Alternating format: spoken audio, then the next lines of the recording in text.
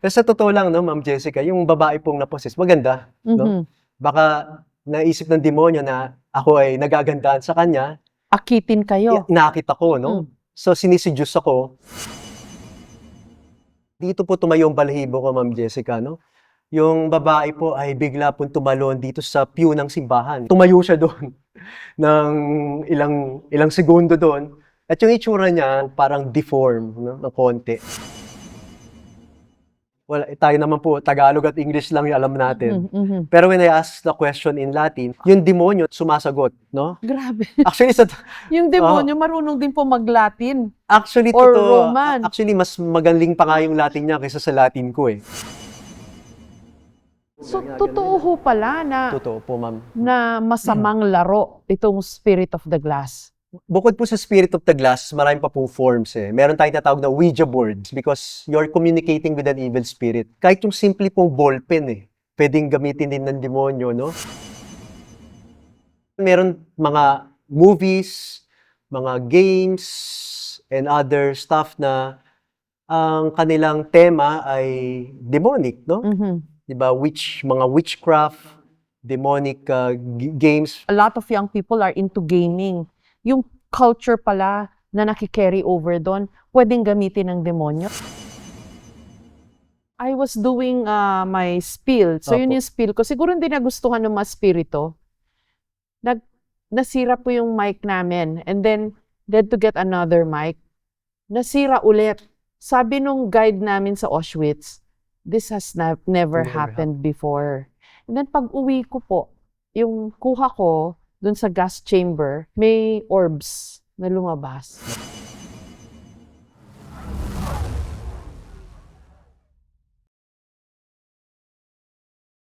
Father Eugene, maraming salamat po sa interview na ito. Una sa lahat, umpisahan po natin dun sa napaka-basic na question. Ano po ba ang exorcism? Ma'am Jessica, yung exorcism po, ito po yung matagal na ginagawa ng simbahan Katolika kasi galing nga po ito sa simbahang Katolika, galing sa Latin word po, exorcisare, meaning to say, no, to cast out, to expel, no, sa salitang Latin, sa Tagalog, palayasin. Ang pinapalayas po ay demonyo. Mhm. So since the beginning of the church pa, no, panahon pa ng Panginoon hanggang mataguyod yung simbahan, inutos ng Panginoon sa mga apostoles na palayasin yung masamang espiritu sa ngalan niya, no? At ang present po na mga apostles sa panahon natin ngayon, yung mga obispo po natin, na inatasan naman ng obispo yung mga pare, tulad namin ng exorcist, para bigyan ng faculty o yung kapangyarihan, yung authority, para magpalayas ng masamang spirito sa ngalan ni Jesus. Sa ordinaryo pong mga tao, sa mga laymen, katulad po namin, ang nakikita ho naming masama o gawa ng demonyo, yung gawa rin ng tao. Mga kurakot sa Kasalanan, lipunan, opo. yung mga kasalanan po natin according to the Ten Commandments, yung mga magnanakaw, mga mamamatay tao, etc. So ang demonyo ho pala, Father Eugene, totoo, meron siyang sariling entity, hindi ho siya lang yung nakikita natin na gawa ng tao. Ganun ho ba? Opo, ayon sa pananampalataya natin na Katoliko, totoo po yung demonyo, si Satan, no? Lucifer, at yung mga kampon po niya, yung fallen angels, totoo po sila. Kasi po yung mga fallen angels, rebel angels po sila, no? Kasama po si Satan, si Lucifer, na bearer of light, isa sa mga mataas na, sabi natin, rangko ng anghel, na nagrebelde sa Diyos, at nakuha po niya yung 1/3 po ng angelic host ay sumama po sa kanya. Kaso natalo po sila, no, ni Michael, Saint Michael the Archangel, at saka lahat mga anghel na faithful kay Lord. The majority, 3/4 po yun, ayon sa Book of Revelation. Tapos natalo po sila, they went away from heaven. They are called fallen angels, nandito sila sa lupa, pero yung iba nasa impyerno. Pero habang nandito po yung mga fallen angels sa lupa, nakasama po natin, ang kanilang mission ay, no, tayo ay i-tempt para tayo rin ay madam o mapunta rin tayo sa impyerno na hindi natin piliin ng Diyos. So, totoo ho pala sila. Totoo po, ever since. hindi- Biblical po. Opo. hindi lang po sila mga kathang isip lang ng Hindi. literature, Hindi po, opo. ng relihiyon. They're real entities or creatures. Totoo po. They are Oho. beings more powerful than us. Oho. So, pinaka-powerful, siyempre, si God, tsaka yung mga angels, yung mga saints, si Mama Mary and the saints. Then, sumunod po doon yung tinatawag namin sa exorcism, preternatural realm. Supernatural realm kasing realm ni God eh. Preternatural, just below the supernatural.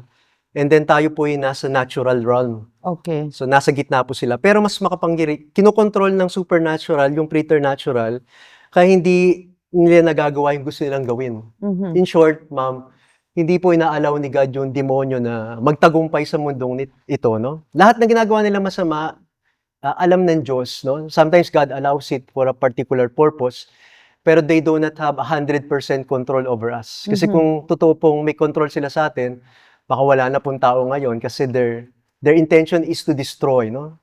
To kill, no? To divide.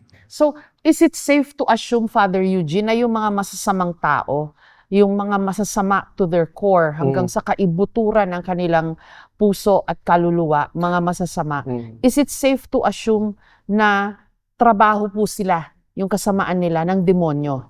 Opo. Sila po malamang, yung mga pinakamasamang tao maisip natin, siguro sa history, no, they were given the chance to choose, but they chose wrong. No? Pinili po nila yung temptation. Natukso po sila sa pera, sa kapangyarihan. No?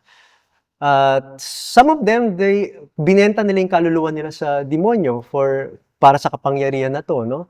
Now, let's talk about exorcism, Father Eugene. Paano ho kayo napunta sa larangang ito?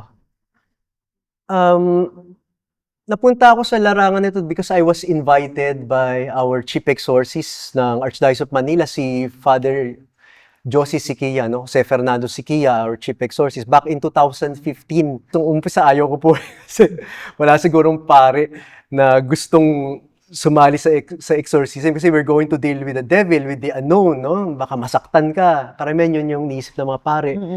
Pero alam nyo, mas above, no? Mas importante sa mga pare, vow of obedience, no? So, we have to obey the bishop because ito binigay po sa akin.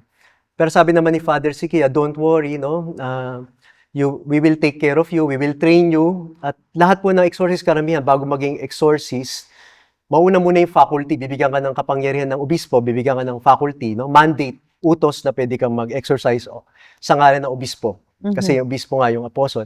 But you will also be trained. So, nung first year ko, bilang exorcist, pinadala po kaming lahat sa Rome para mag-aral po, no? At from time to time, nag-update po kami doon.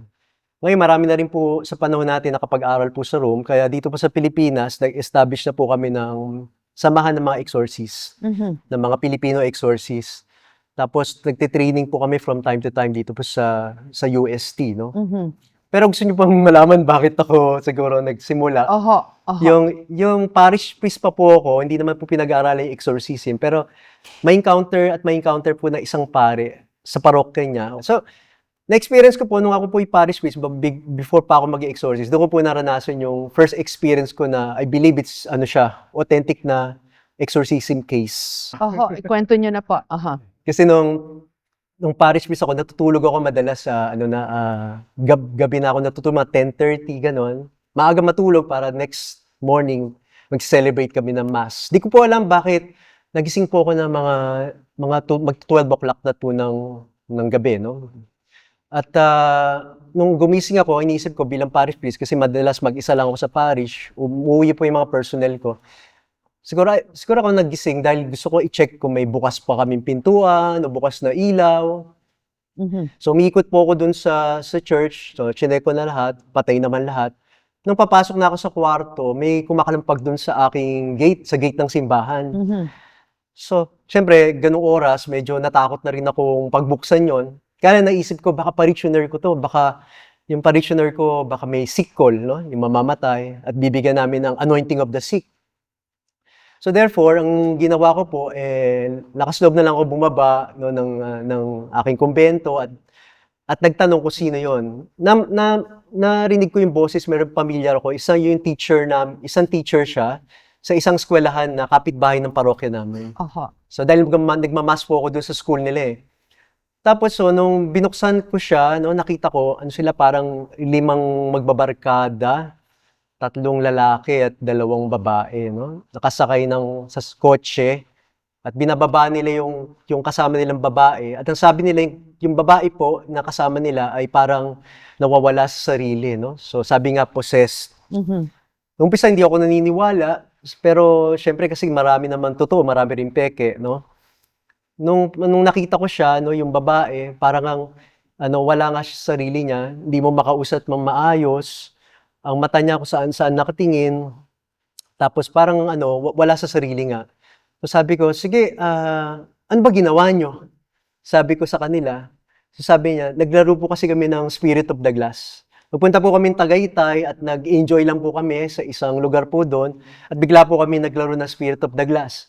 At bigla na lang pong yung isa naming kasama, biglang nagbago po yung ugali, nagbago yung boses, nagbago po siya at biglang tinreten niya kaming lahat. So yung sanang enjoyment sana namin nung gabing yon, mag-overnight sana kami, lahat kami natakot kasi tinreten niya kami, papatayin daw kaming lahat at marami siyang sinabing mga bagay-bagay na hindi nila naiintindihan. So ginawa nila, nag-decide na lang silang umuwi. Malamang mga 9 to 10 yon. At sakto mga 12 nakarating sila sa parish. At ako lang kilala ng pare, yung lalo na yung teacher na nag-refer sa kanila. Dito na lang pumunta bago umuwi. Bago ihatid bawat isa, no, dito sa Maynila. So lo and behold, pagpasok namin simbahan, no, pagpasok nila simbahan din, yung babae na sabi na possessed, hindi raw siya makausap. O sige, ipagdasal na lang natin. Kasi naniwala ako nung sinabing Spirit of the Glass, sabi kasi ni Father Sikia, isa yun yung sure sign na may demonyong involved dito, no? Mhm. Kasi hindi naman talaga yung tinatawagan nila, yung spirit, yung kaluluwa na namatay. Karamihan, pag nanood kayo ng pelikula, karamihan yung mga nagpapanggap na kaluluwa na nagsasalita sa Spirit of the Glass o yung na-involved doon, hindi talaga yung kaluluwa ng namatay. Mhm. Yung po ay demonyo na nagpapanggap na kaluluwa. At sinabi raw, pumasok daw ito doon sa babae. No? So, sige, pasok na natin sa simbahan. Dinala namin simbahan. Alam niyo yung babae, maliit lang po siya eh. Very petite, no? Opo. Babae. Tapos yung mga kasama niya, 3 malalaking lalaki, no? Maskulado pa nga. Tsaka yung babae niyang kasama, matangkad pa sa kanya. Pinapasok namin sa loob ng simbahan, hindi namin siya mapasok sa loob ng pintuan ng simbahan. Tinutulak na namin, kasama na rin ako, hindi namin maipasok. Medyo malakas po siya eh. So ginawa namin, sige, kung di natin may pasok, dito na lang tayo sa bungad ng pintuan, dito na lang natin gawin yung prayers. Eh, wala po ko alam na prayers. Nakita ko lang yun dun sa prayer book namin, may short deliverance prayer lang dun, so yung dinasal ko. So dinadasal ko na siya, habang dinadasal ko siya, suddenly, sa tingin ko yung babae biglang parang nagmistulang naging seductive sa harapan ko. So nagtatanggal ng damit, no? Natanggal po yung damit. Sabi ko, hawakan niyo yun. Siguro ewan ko, baka may kakayanan ng demonyo mabasa yung mga isip namin. Mhm. Pero sa totoo lang, no, Ma'am Jessica, yung babae pong na-possess, maganda. No? Mhm.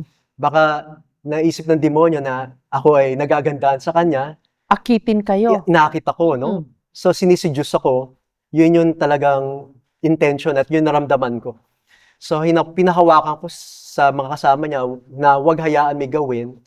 At pinagtuloy ko lang dasal, nag-concentrate lang po ako. So, nagdadasal po ako dun sa prayer ko. Pagdating ko na dun sa mga portion na nagdadasal na ako to ask the Lord to command the evil spirit to go out, no? In the name of Jesus, to command the evil spirit to go out of this person.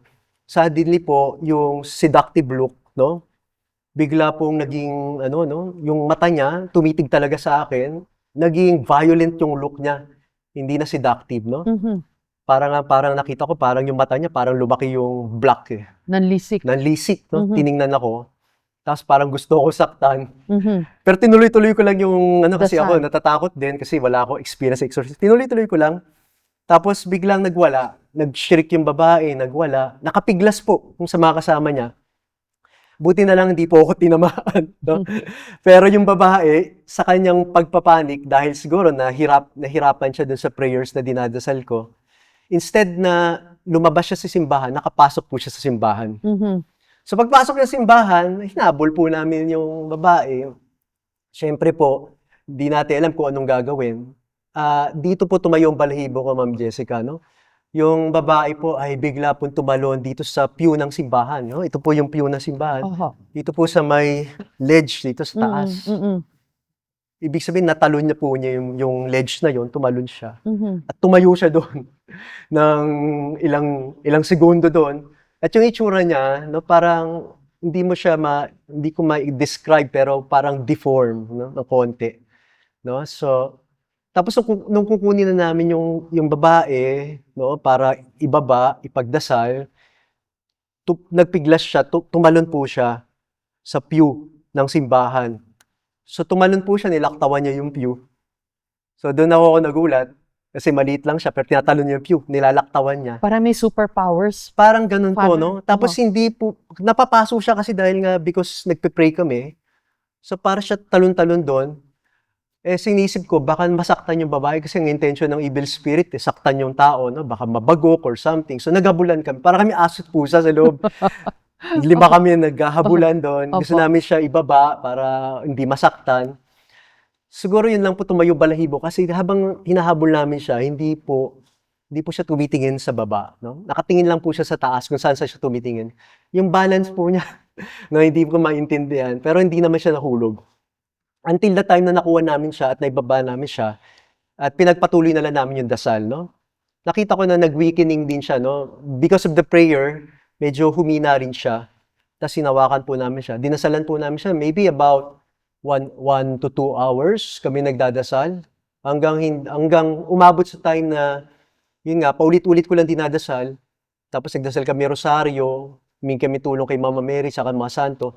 Until sumigaw lang siya ng isang malakas, tapos biglang tumahimik, nawala ng malay. After niya mawala ng malay, no, pinatawag namin yung magulang niya para sunduin po siya.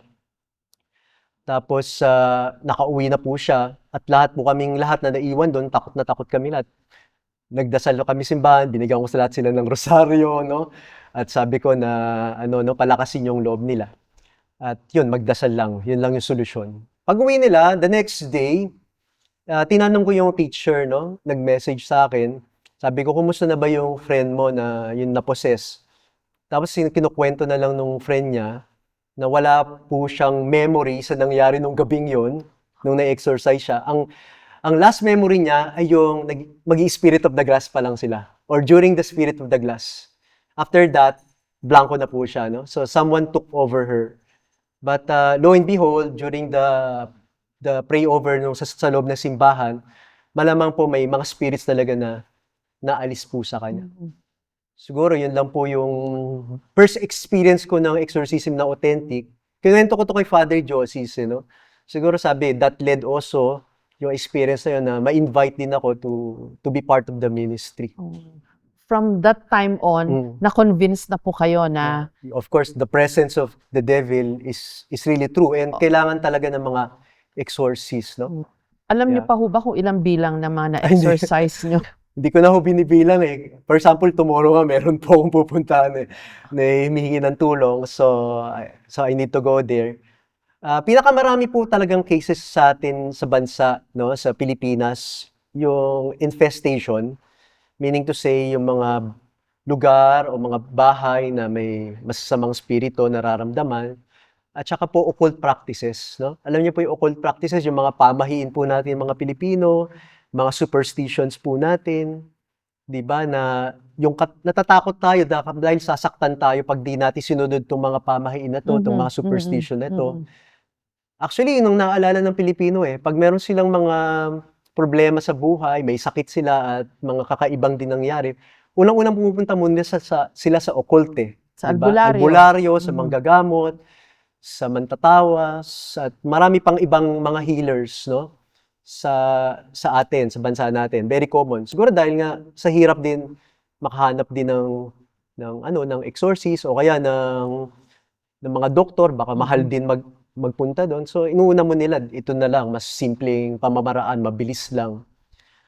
Yun po ang karamihan na problema. Pero ngayon po, siguro ang goal po rin ng office ng Ministry of Exorcism sa Pilipinas, at least yung national na grupo namin, sama namin, gusto namin i-educate yung mga tao At kung meron silang spiritual problems, na tingin nila ang kanilang sakit o yung pinagdadaanan nila ngayon ay gawa ng demonyo o spiritual ang cause, so the best is to go to the church, especially Katoliko ka, go to a priest, confess your sins, receive the sacraments, no? And pag talagang kailangan i-consult, yung office po namin, pwede po i-consult, no, kung ano po yung solution doon. So kung spiritual problem, dapat po ang solution spiritual din. Mhm.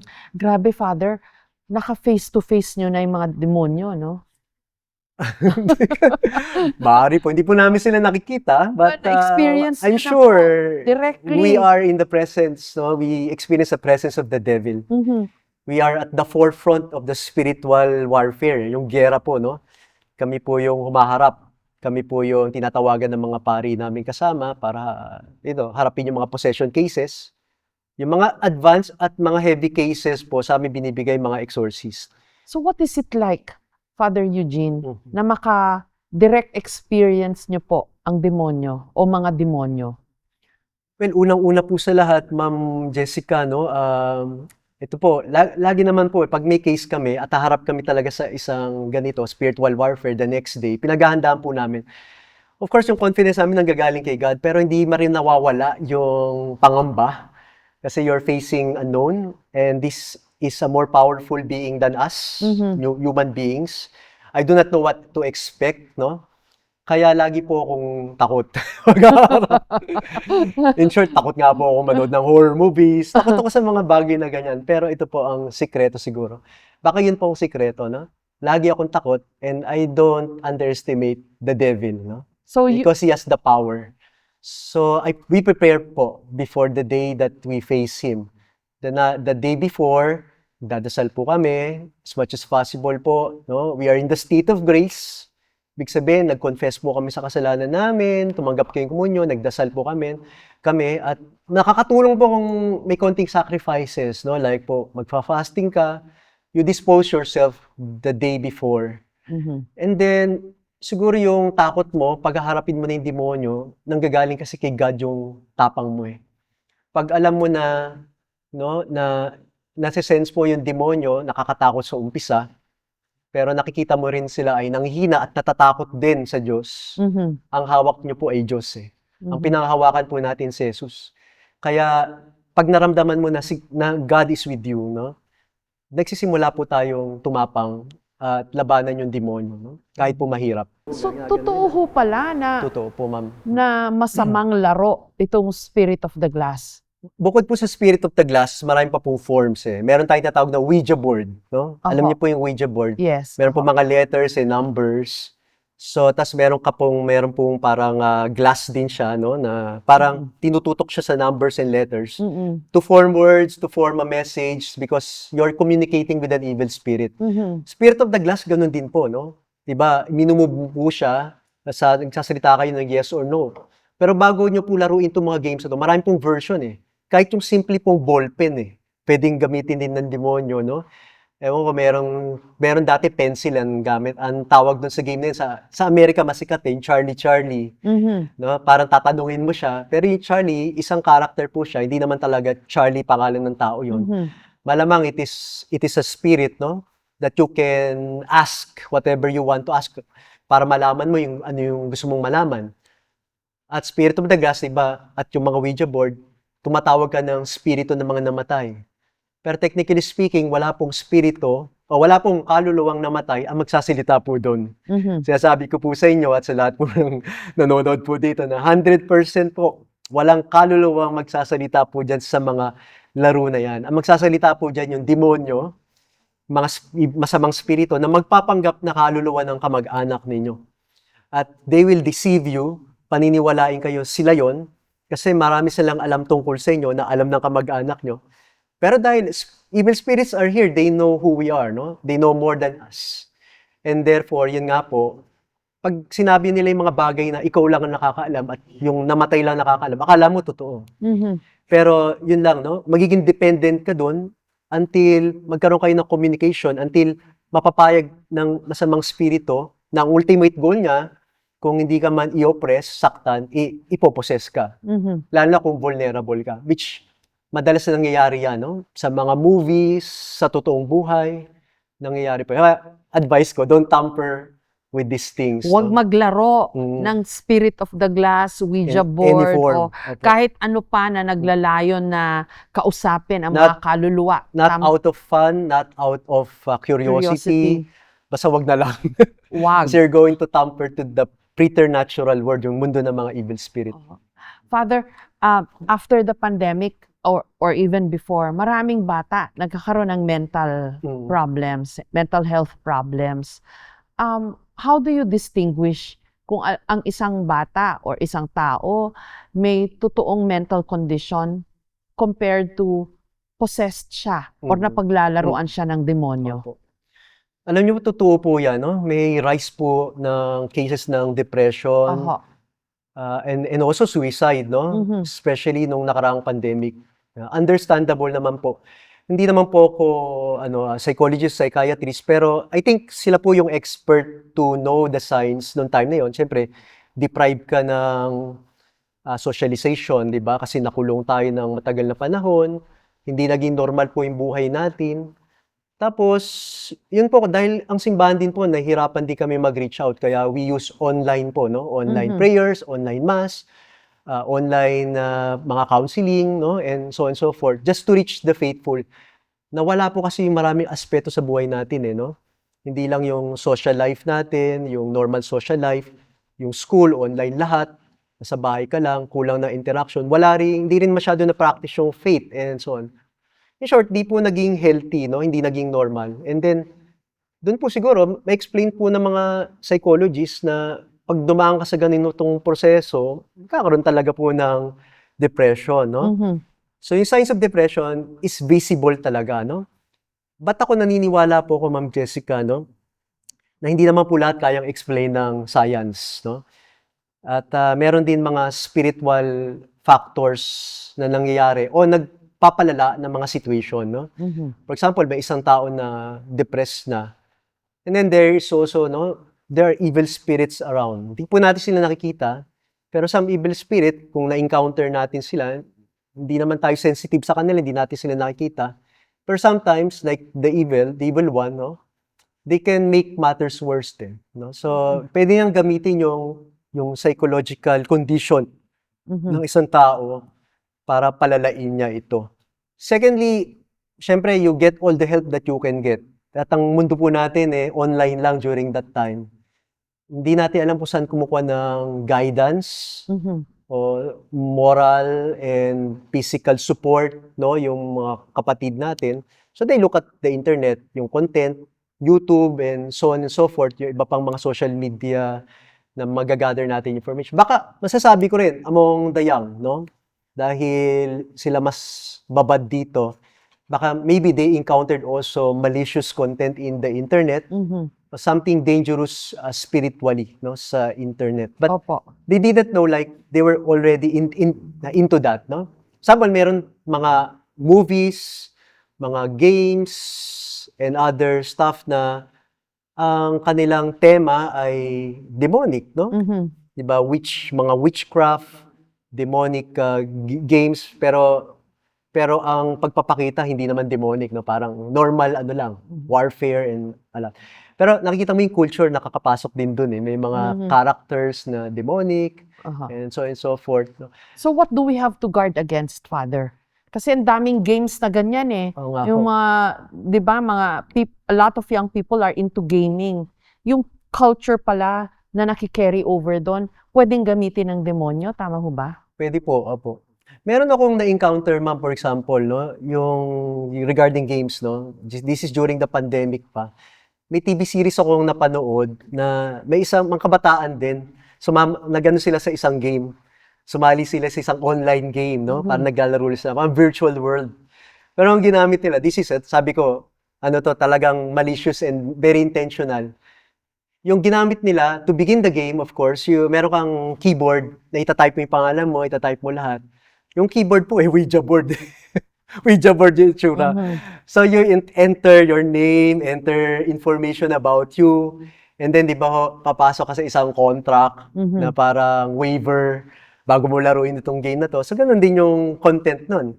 So, very harmless game. Sa umpisa lang, very fun game, no? Parang about this, mga katatakutan. But you enter already yung information. Then may waiver doon na tinatanong ka, do you want to follow this? Do you agree with this and that? Pero hindi mo alam na ina-agreean mo na pala, parang nakikipag-pack ka na pala. So ito yung isa sa mga example po ng mga online games na kailangan din iwasan. Hindi lang po yung games, marami po mga literature sa internet. Siguro kung tayo pong lahat, Katoliko, no, at yung mga magulang po dito, of course, you also form your children habang bata pa na sundin po natin yung turo ng ating Panginoon, no? We obey the 10 Commandments. Alam niyo po ba, the most important commandment, no, among the 10, pantay-pantay namang importante yan, pero yung number 1, I am the Lord your God, thou shalt not have other gods beside me. Kasi yung other gods po, no, hindi naman po talaga gods yan no, na kapantay ng Diyos. Of course, there's only one God. Yung mga gods na to, nung Old Testament, yung iniutos po ni Yahweh kay Moses na yung mga kapitbahay nila may mga Diyos-Diyosan, they are not really gods. They are all evil spirit, posing to be gods. Father, ano nangyari dun sa bata na na-exercise nyo? Yung naglaro ng Spirit of the Glass. Kamusta na ho siya ngayon? Alam niyo po, ma'am, that was, I think, 2010 pa siguro. That was, 20, ano na yan, mga 15 years ago na halos. So, wala akong contact sa kanila. Ang last na narinig ko lang po yung, at last communication ko po, yung pong humingi ako ng update. She's already good, no? Wala na po yung evil spirit. Pero presently, hindi ko po alam. But I think, siguro sa edad niya ngayon, malamang, no? He is already settled, no? Baka may family na siya, may ano na siya. Hopefully, she learned her lesson, no? Na ngayon, mas mature na siya. May isa pa ho kayong na-exercise din na medyo memorable. Yung recently. Ano po yan, Father? Of course, yung architecture student, recently lang yun nangyayari, no? Yung nagsusukat sila ng abandoned building po ba yun? It's a group of student, no, na nagpunta sa isang lugar, somewhere in Manila, na nagsukat sila ng measurement ng lupa, no? Siguro because magkakaroon ng development dun sa lugar. Part of the project din ata yung school na to ng architecture na naatasan sila siguro kukuha ng project na ito. And then, practicum ng mga estudyante yung sukatan. So, yung pong lugar na sinukatan nila is an abandoned place. Matagal na pong abandoned years. So, syempre, sa isang lugar na abandoned like bodega or warehouse na wala nang tumitira, marami pong evil spirit na pwedeng manahan doon, no? Madirahan doon. At yun nga po yung nangyari. They were able to encounter evil spirit dun sa lugar na yun.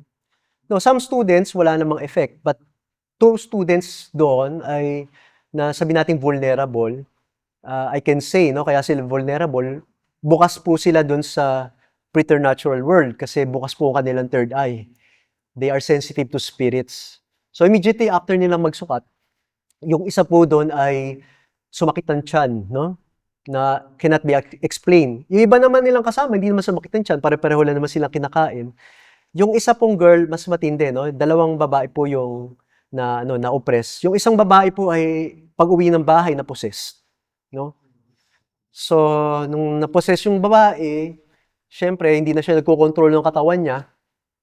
Yung babae mismo ay nagsasalita. So, may mga information na nasabi yung demonyo tungkol dun sa project nila. At lahat daw nung involved dun na nagsukat, kasama yung teacher nila na wala doon, yung nag-utos sa kanila doon, na wala doon. The devil threatened to harm them. Masasaktan daw silang lahat. Sabi doon. So, out of fear, no, because of all of these things that happened, so they went to me sa isang simbahan kung saan po ako gumagawa ng mosaic. Kasi gumagawa po ako ng mosaic at that time, pinuntahan nila ako. Emergency case po yon. They asked my help. I gave them advice. Then, I also prayed for them, asking the Lord to protect them. Kaya lang ko, during that time, nung dinagdadasal na po ako to the point na humingi akong protection and asking the Lord to protect them, to drive out all evil spirit that that oppressed them. Yung pong yung babae po na dating na-possess na, ay na-repossess ulit, no? Sabihin, doon po ulit, nagkaroon uli ng sapi. So, Opo. full-blown siya, no? Habang nagdadasal ako, bigla na lang umiyak yung babae. Hindi siya umiyak na may sound, no? Tumutulo lang po yung luha niya, dire-diretso lang. Tapos maya-maya yung emotion niya biglang nagbago na. From extreme, parang yung itsura niya fear eh. Lumuluha lang siya. From extreme fear, naging nagbago yung emotions niya. Bigla po siyang ngumiti, no? Tapos pinagtawanan niya kaming lahat, no? Nung nakita ko na yon, so tinawag ko na yung mga kasama niya, dalhin natin siya dun sa maliit na chapel at doon na natin gawin yung pray over. So, yun nga po, biglang nagkaroon kami ng prayer to pray over the person who is possessed. So, dinasalan po namin. Tumagal po kami ng matagal po, mga 3 to 4 hours, I think. Sobrang tagal. Nakakapagod na nga po talaga yung pagdarasal na yon. Pero at last, kahit papaano po, hindi po namin tinigilan hanggang di bumalik yung babae sa dati niyang pagkatao. And then, yun, marami pong revelation na nangyari during that exorcism. Kasi we dealt with the talking demon, no? Oho. So marami po kami natutunan doon. At sa awa ng Diyos, no, napalayas naman yung demonyo, and I asked her to do a second exorcism sa isang pari sa Cubao na exorcist. Na-encounter niya na po siguro si Father Jojo Cerudo. And then, yun, hanggang doon na lang po yung nangyari na story. So nagsasalita po yung demonyo? Mhm. Like, anong sinasabi ho ng demonyo? During the exorcism po, meron po kami, ako bilang exorcist, na-train po kami to read the Roman ritual. Yung Roman ritual po namin, na may Latin tsaka English po doon, mga translation, series of questions po yun eh, no? Prayers and questions that we interrogate, no, the devil, whether he speaks or not. Basta alam namin, nandyan lang siya. We ask them kung ano yung pangalan niya, kung sino siya, gaano sila karami, ano yung reason ba't sila pumasok, kailan ba sila lalabas, no? Yun po yung mga tinatanong namin. And then along the way, may scriptures po doon, mayroon doon mga litany, no, about our faith, at yung mga titles din ng demonyo na nandun sa mga exorcism, mga ancient prayers po namin yun. Well, kag dinadasal po namin, no, nakikita namin yung mga reaction, no, nung possessed. And then some questions, they are compelled to reply. And then, ito po Ma'am Jessica, of course, cannot be explained siguro, no? Mahirap explain. Well, tayo naman po, Tagalog at English lang yung alam natin. Pero when I ask the question in Latin, sumasagot po yung possessed. Yung demonyo na nang possess sa taong yon, sumasagot, no? Wow. At yung sense ng questions na tinatanong, nasasagot niya sensibly yung mga tanong ko, kung ano yung tinanong ko. Grabe. Actually, Yung demonyo marunong din po mag-Latin. Actually, Or totoo. Roman. Actually, mas magaling pa nga yung Latin niya kaysa sa Latin ko eh. Minsan, maraming cases kami exorcist, kinokorek pa yung Latin namin kasi yung Latin niya. Siguro very familiar sa Latin. 2,000 years na siyang ginagamitan na simbahan ng Latin. No? The devil is a creature of habit. So, naiintindihan niya yung Latin at yun, so nasagot niya na Latin. Is either Latin, is rather yung, ang sagot niya, yung English din o Tagalog, pero ito po, magtataka kayo. On point, bawat tanong ko, nasasagot niya. At hindi lang po siya magaling sa Latin, no? Magaling pa siya sa theology. No? Alam niya yung theology, alam nila kung bakit sila nagrebelde sa Diyos, alam nila ba't di sila naliligtas, at alam din nila yung weaknesses ng tao, at yun nga, and so on and so forth. And then, yun po talaga, no? They are compelled to answer us because we command them dun sa Roman ritual. Grabe, Many Father. times we experience them. Grabe, Father. Pwede mong ma-interview yung demonyo in Latin and Roman. Or, wala pa hong demonyong nagtatagalog o nag-English. Actually, Sorry. since they want, Curious lang po ako. since we want to understand them, no, of course, syempre, Tagalog and English also, nagsasalita din. Mostly nga Tagalog and English yung mostly Tagalog, no? Pero kapag kahit anong language ang gamitin namin, na question namin, sasagutin niya kami on point, no? Whether Tagalog, English, or other language gamitin niya. Siguro sa 10 taon ko na po exorcist na encounter ko na po ito. na totoo. Hindi ho laging nangyayari ito, no? Pero kung mangyari man, ito yung mga na-experience namin. So prayers lang po ang panlaban? Opo. We just hold them, no? Mhm. Sometimes we use parang yung mga holy objects, no? Yung parang shawl na Mhm. ginagamit natin sa simbahan, no? Na binless ng pare. Tapos mga sacramentals nilalagay namin sa katawan nila. And talaga naman, no, malaking tulong po yun since ang power nila is demonic, which is spiritual. So ang tulong natin ay spiritual din. So yung ating sacramentals ang ginagamit namin. And then mga prayers natin ang nagpapahina po sa kanila. Of course, meron din physical factor like syempre, nakokontrol kasi ng demonyo, hindi lang yung spiritual, pati yung physical eh. Kaya malakas din siya. And sa umpisa po malakas, but we hold them.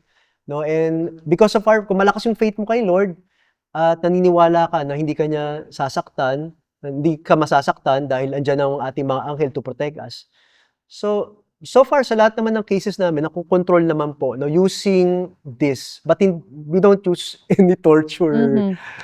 device. Holy water, So, only mga holy ganyan. water.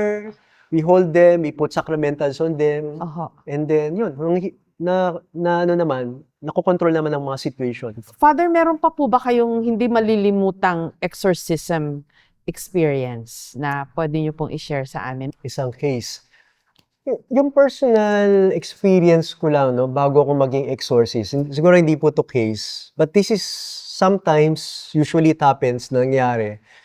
No, bago po ako maging exorcist, the day that I will receive my appointment letter, Mhm. na legally ako ay isang exorcist na inaatasan ng kardinal, no? And yun po, very legalistic kasi yung demonyo, napakahalaga ng dokumentong yon. Bago po matanggap yung letter na yon, yung bahay po namin sa Quezon City kung saan po dinadalo ko yung mother ko, no? And then nagstay po ako sa room ko. And then at that time, nag-ano lang ako, no? Nag-prepare ako. I went to the comfort room and naligo. And suddenly, di ko na mabuksan yung pintuan na lagi naman nabubuksan. Mhm. Until nalock ako sa loob, no? At Mhm. wala pong makarinig sa akin. So talaga nag-struggle ako how to get out of the door. Tapos ang ginawa ko, buti na lang merong parang mop doon sa loob ng kwarto, nung sa banyo. Plastic lang naman po yung door ng CR namin. Kaya para masira, sinira ko talaga yung plastic, no? Hanggang nabuksan ko po. But with a lot of effort, siguro nakulong ako ng 3 hours sa loob ng banyo. So, parang naligo rin ako pawis. So, pinahirapan ako eh. Paglabas ko, doon ko nalaman na na-deliver yung aking letter na assignment na exorcist na ako noong time na yun. Ewan ko, that is a clear oppression, no? Minsan before an exorcism na mangyayari, minsan may mga nape-prevent po kami, no? May minor accident or minor like minsan like this morning lang po, no? Going here, kaya medyo na late din ako, no? Hindi ko ma-explain, pero parang sumakit din yung tiyan ko. No? So I need to parang to settle down before coming here. And mayroong mga siguro if the Lord wants you to go to mission, no, like siguro sila Saint Padre Pio, sila Saint John Mary Vianney, yung mga banal na mga pare ng Catholic Church na sila po kasi talaga banal at nagpapakumpisal po sila 17 hours a day. The night before, guguluhin po sila ng demonyo eh, no? Di sila patutulugin. Like guguluhin yung kama nila, yugyugin yung kama nila. May mga strange images na lumalabas, saka mga sounds. And minsan tinatapon nga daw sila sa pader eh, no? Ito po ay sinulat nila, no? Kasi mga autobiography po yung mga santo na yan. And then, ganun po ang nangyari, no? It's a reality that the devil prevents the church, especially mga ministers na in the next day, they will lead souls to God, no? Imagine, si Saint Padre Pio, 17 hours po siya magpapakumpisal that day. Hindi siya nakatulog nung gabing yun dahil ginulo siya ng demonyo. Pero po, ang lakas niya ay sabi nga, supernatural, nanggagaling kay God. The next day, malakas siya. Hindi niya pinapansin yung demonyo. Mhm. Parang dinededma lang niya. Alam niya nandyan, pero hindi niya pinapansin. Hindi nga siya siguro nakatulog masyado dahil nga, inistorbo siya. Pero the next day, malakas siya. So malakas siya. kayo rin po ginugulo ng demonyo. Meron po maraming instance na gano'n, no? Pag Mhm. meron kaming exorcism the next day, usually may mga aberyang nangyayari. Kaya kanina nagdasal po tayo, no? Kaya siguro yung camera, yung mga equipment natin okay naman. Minsan pag magbibigay kami ng talk, biglang last minute nasisira yung mga equipments. Alam niyo po na-experience Pine-prevent po eh. na-experience po namin yan sa sa Auschwitz. Sa Oo, Poland, nagpunta yung ho prison, kami, no? oho. Yung concentration camp. I was doing my spiel, yun ba yung pag nagsasalita ako sa camera. And then yung spiel ko was about, meron daw mga, nandun sa Auschwitz dati na kino-opt din ng mga Nazi para ma-administer nila yung mga nandun. Parang kumbaga may mga traitor din among the Jews who were incarcerated in Auschwitz. So yun Opo. yung spiel ko. Siguro hindi nagustuhan ng mga spirito. Nasira po yung mic namin. And then to get another mic, nasira ulit. Sabi nung guide namin sa Auschwitz, this has never happened before. And then pag uwi ko po, yung kuha ko dun sa gas chamber, kasi bawal hukunan yon. Pero out of curiosity, kinunan ko lang. May orbs na lumabas. Mga white orbs. White orbs po. Parang, tas sabi nung, kasi napapamasahe po ako. Sabi nung naghihilot sa akin, an old man na hilot siya talaga, who also knew how to do witchcraft. Sabi niya, kasi kung gusto ko lang, makakapagkulam ako, sabi niya. Pero hindi ko ginagawa. So, healer lang daw siya. Sabi niya sa akin, I didn't tell him na I went to Auschwitz, Father. Nung minamasahe daw niya ako, may ibang energy siyang na-detect sa akin. Kaya, ma'am, hirap na hirap ako eh. Ano po bang nangyari sa inyo? May pinuntahan po ba kayo? So, I had to tell him, kaya ho pala. So, sabi ko, so totoo pala yung mga hindi natin nalalaman, the things that are uncertain or the things we don't know. Totoo pala yun, Father, no? Actually, dalawang bagay po yung nakita ko doon sa experience niyo, no? Of course, kayo, journalist, and you are uncovering the truth, no? Yung storya, kung ano nangyari. Siguro, dahil yung mga spirit, because they want to prevent us, no, to share the truth, no? Baka meron mga hidden secret, they want to remain in the background, ayaw nilang ma-expose. So they are preventing you to do that. Katulad ng ginagawa din ng simbahan, no? Kung meron tayong gagawing mabuti, they prevent us to do that.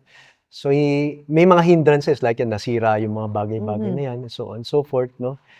And then, yun din po, yung reality na pinag-usapan po natin kanina, na wala talaga pong, there's no such, sa Catholic doctrine po, there's no such thing as ghost or wandering spirit. Or hindi pa tapos yung mission nila kaya nandito pa yung kaluluwa. Kasi sa Auschwitz po, alam naman natin, no, World War II, dami pong pinatay dyan, no? Mga Jews and a lot of people. Ngayon po, yung pong nandun sa Auschwitz, do we believe that they are the souls of the dead na namatay doon? Mga kaluluwa po ba yun? So, kung tama yung, of course, by faith, believe in the teaching of the church, kung hindi yun yung kaluluwa, yung pong mga spirits po doon, no, yung mga evil spirit na they pose as the souls of the dead who died there. So malamang mga Nazi ho yun. Nazi, halo-halo po. May innocent, non-innocent. Pero yun po yung sinasabi sa doctrine. Kasi pag may isang masamang nangyari sa isang lugar, usually, yung mga evil spirit po sa paligid natin, pinagkukumpul-pulan po yung lugar na yon eh. No, like, they infest the place, and then they appear to people around, especially po yung mga bukas ng third eye. Hindi naman pinagpapakitaan po lahat. Pero yung mga sensitive na spirit na pagpapakitaan. Baka po sensitive kayo na spirit, no? Sinabi ho sa akin yan. So, totoo ho pala yung mga napagkukwentuhan na natin madalas na may mga ghost hunt, mga haunted na mga bahay. Meron mga gamit sa bahay na parang may espiritu. Totoo po. Ano pa ho ba? Yung mga pinaniniwalaan po natin. 'Di ba, pag sinabi mong object, infestation ang tawag po namin diyan, no? Mhm. Haunted house, haunted object. 'Di ba sa pelikula merong ngang ano ba yung sikat na doll, no? Yung si Mhm. Si Annabelle. Oo, oo. Katatapos na ng isang pelikula sikat, no? Nasa isang museum si Annabelle. Mhm. So that's a perfect example na kaya nilang mag-infest ng object. Kasi ang mga evil spirit po talaga, ayaw nilang nasa, ano lang sila, nasa empty space eh. Ang nature ng demonyo is to be territorial, no? Kung ang ultimate goal nila is mang-possess ng tao, kung hindi tao ma-possess nila, they possess a particular object or particular place. At napakadami po nila, no? So kapag merong isang evil na nangyari sa isang lugar, like may murder or any evil or corruption that happened, now they will have an authority not to stay in that place. They are being invited. O welcome tayo dito. Pero kung isang lugar ay malinis, blessed, no, at walang mga kasalanang nangyayari dito, they don't like to be there kasi meron silang aversion to God aversion to the sacred. So pupunta sila dun sa mga lugar na madumi, yung walang order, yung may mga kasalanan at mga krimen na nangyari. They tend to stay in that place, no? So yun po yung nangyayari, no? Ngayon, kung nandun sila sa lugar na yun at tayo mismo na-encounter natin sila, nagparamdam sila sa atin, or hindi naman sila nang possess sa atin, but sometimes along the way, nakukuha natin sila. Diba, ang famous pamahiin natin kapag may namamatay, pag galing ka sa funeral, diba, bago ka umuwi, magpapagpag ka muna. Kasi baka may nadala kang spirit of death at dadalhin mo yan sa lugar mo, sa office mo, sa bahay nyo, ayaw mo naman ng spirit of death, no, or whatever evil spirit madala mo.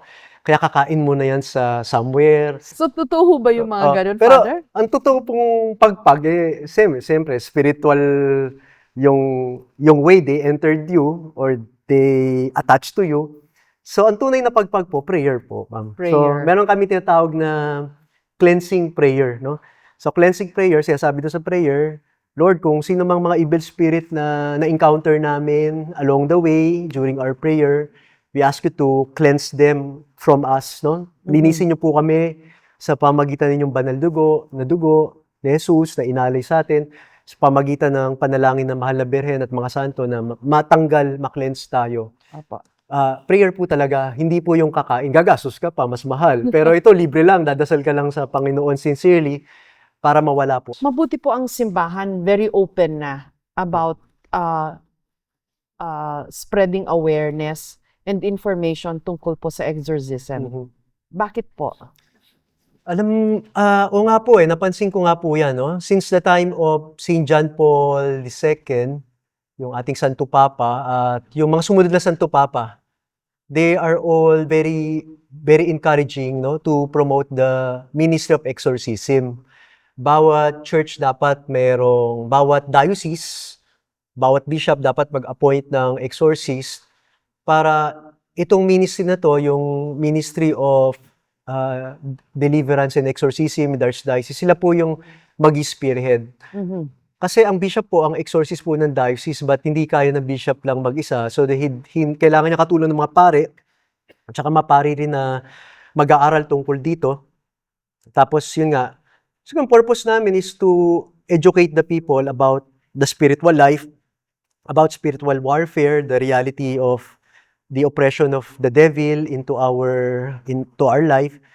Ganun din na hindi, siguro ang intention din na since mga pare, ang trabaho namin spiritual, kung may spiritual problem, spiritual sickness, go to a priest, receive anointing of the sick, no? Huwag tayo pupunta doon sa ibang nanggagamot na hindi tayo sure kung saan nanggagaling yung power nila. Alam nyo, well-meaning naman po yung mga kapatid nating mga healers at sila rin di sila aware na malamang yung power nila, kung di galing kay God, they still doubt. Saan ba galing yung power namin? Minana lang namin yung power namin. Nung namatay yung ninuno namin, biglang ako na lang yung next generation na healer. Pero sila, they're also being oppressed, no? Nasasaktan din sila ng demonyo. Sometimes they also approach us for healing, for exorcism, no? And then, ayun, well-meaning naman dahil they also believe in God, mga deboto din na Nazareno, and they only want to help. Father, ano ho ba nangyayari sa taong sinasapian? Mhm. What happens to that Mm. person? Sa tao po kasi, ang kayang gawin ng demonyo para saktan po yung tao, ayon din po dun sa yung pong pinag-aralan namin sa exorcism, no? Mhm. Yung pinaka-first stage na pwedeng saktan ng tao, yung tinatawag nating oppression. Opo. Yung oppression po ay yung po yung, yung epekto ng demonyo sa panglabas. No? Mhm. Like, pwede kang magkasakit, sumakit ng tiyan, pwedeng magkaroon ng, ano ba, lahat ng pwedeng mangyari sa buhay mo, lahat ng kamalasan na naisip mo, yung external, no? Yun yung oppression. Pwede din sa relationship and marami pang iba. Career, relationship, health, no? Oppression. Kung na-encounter mo yan, no? Like, for example, may nakaaway ka at pinakulam ka, tinamaan ka yon, that's oppression, no? Ikaw, nahirapan ka sa buhay mo because may vulnerability ka at nasaktan ka niya. Mhm. Pangalawa po yung tinatawag naming obsession, yung next stage. Yung obsession po ay, ito po yung epekto ng demonyo, hindi lang po sa physical, kundi sa mental din, no? Like, siguro yung marami kang anxiety, Mhm. marami kang worries, pero preternaturally, merong kang voices in the head naririnig, no? May mga may mga nanggugulo sa'yo, mga images na bumabalakid sa'yo or ginugulo ka. Like siguro, masasabi na rin natin sa mga nightmares natin, sa mga imaginations natin, na amoy, nakikita na ano na, parang naano mo na, parang nasa mental level na. Wala lang sa physical, nasa mental level na. Siguro pag umabot ka dun sa stage na yon, malamang ito yung siguro yung description ng isang psychologist sa isang taong pumapasok sa loob ng depression, extreme depression, voices in the head, yung meaninglessness of life na moving you to, ayun nga, na para matapos na pong lahat ng paghihirap mo, magpakamatay ka, and so on and so forth. Ang sabi ko, yun yung next stage. Pero yung sinasabi nyo, yung sapi, which is the ultimate stage, the last stage, kinokontrol na ng demonyo, no? Hindi lang externally, but inwardly, yung physical at saka mental and spiritual state mo, no? Pumapasok po sa katawan mo, yung demonyo, pag possess ka, the devil controls your body, also your mind. But the devil doesn't control your spirit, no? Yung soul natin, yung kaluluwa natin, andyan. Pero, no, there will be a time na yung ating kaluluwa, passive, at siya yung nagkokontrol ng katawan natin, na na walang kakayahan yung sarili nating kaluluwa, control ito. Kasi kinokontrol ng demonyo eh. So, yung state of possession. Pero itong state of possession, no, yung nakakagawa siya ng mga kakaibang mga bagay, beyond normal, beyond human, no? So, the devil, since he's already controlling you, no, kung meron kang secret knowledge na sasabi, na hindi alam ng tao, different languages, yung physicality mo, mas malakas ka kaysa sa dati, no? And lahat ng beyond normal yon possess. Pero yun nga, ang problema rin sa isang taong possess, nagkakaroon din siya ng aversion to the sacred. Okay. Like, hindi siya makapasok sa loob ng church, no? Takot siya sa mga holy water and holy objects, no? Yung authentic na possessed person, no? Pero isang note din masasabi natin, yung possession, hindi po siya 24 hours, no? Hindi po siya nagtatagal. Usually, it takes some hours lang, and then mag-revert uli doon sa tao. Babalik uli yung tao sa sarili niya, no? So napapagod din po yung demonyo pala. Well, hindi naman siya napapagod, but limited siya. Limited. Yun lang masasabi ko. Kasi hindi pinagkakatiwala ng Diyos sa demonyo yung 100% na pagkakatiwala niya sa katawan sa demonyos. Pero Father, last question ko na po ito. Sabi niyo kanina, the things that are happening in the world would show us na konti lang talaga yung demonyo. Mas nananaig pa rin yung kabutihan. Butihan, opo. Habang tayong lahat ay nananalig sa Diyos. Tama po ba intindi ko? Opo, tama po. Mhm. Kukonti ang demonyo kumpara sa mga anghel. Sabi sa Bible, one-third lang ang demonyo sa Bible. That's Book of Revelation. Then, yung the rest of the Two-thirds. angels, yung two-thirds is under the leadership of Saint Michael the Archangel. Pero, konti nga sila. Pero I believe, mas marami sila sa tao. I believe, past, present, future, there is a parang Bible verse or parang Catholic sources na nagsabi na kapag ang demonyo raw nagpakita raw at the end of time, the sky will darken. Sa sobrang dami nila, they will cover the sky. Ganun daw, karami ang demonyo. So, in short, bawat nilalang sa atin, siguro may demonyo nagte-tempt sa atin. As long as meron din tayong guardian angels, so, yun ang mga angel, yung mga enforcers ni God, para hindi magawa ng demonyo yung na saktan ng tao, no?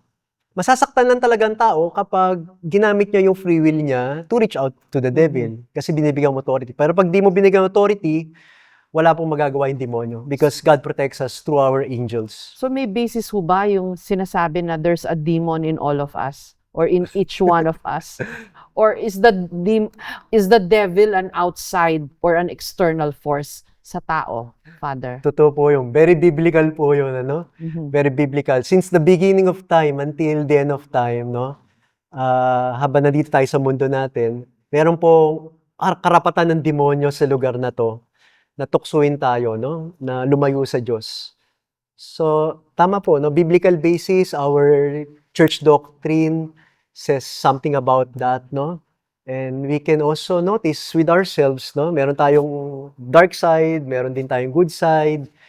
And siguro mawawala lang yung bad side pag at the end of time, wala na po tayo sa mundo. It's our decision, we are already saved, no? Pero habang nandito tayo sa mundo, isa sa mga struggles natin yan, bukod sa imperfect life na pinagdadaanan natin sa mundong ito, isang struggle din natin yung ating morality, no? Yung ating the knowledge of good and evil and also the choice to do good or to do evil.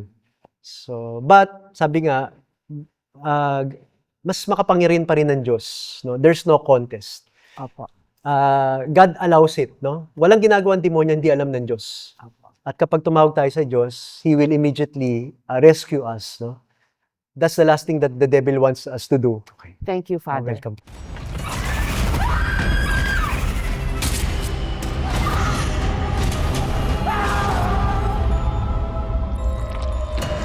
Palangga ko ikaw, Apo. Palangga ko man, Kaula. Ba't ka nagsiman? Maharap ko to eh. Para kay Lola din. Hindi ko na ho alam, hindi ko naiintindihan kung anong nangyari sa kanya. Makakasiguro kayong gagawin namin ng lahat para sa kanya.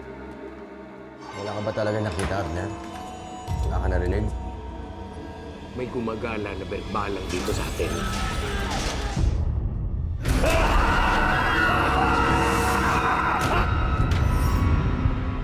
Ang mga nangangambang puso't isip, ginagamit yan ng demonyo para kumapit sa kaluluwa ng tao.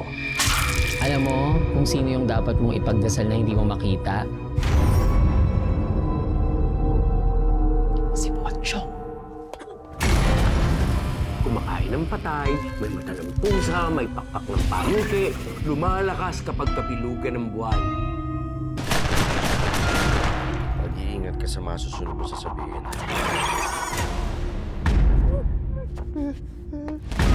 You know about the Pochong? Please refrain from talking about Pochong. Do not attract its attention. Father Rex, yan po bang pinakamatinding sanib na naharap ninyo? Hindi ako titigil hanggang hindi ako nakapaningin. Hindi tayo magpapatalo. Nakampi natin ng Diyos.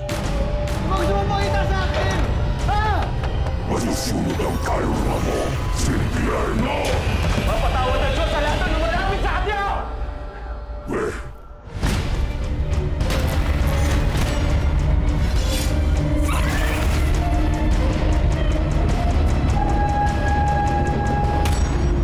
Ito po si Jessica Soho at ito ang Gabi ng Lagim.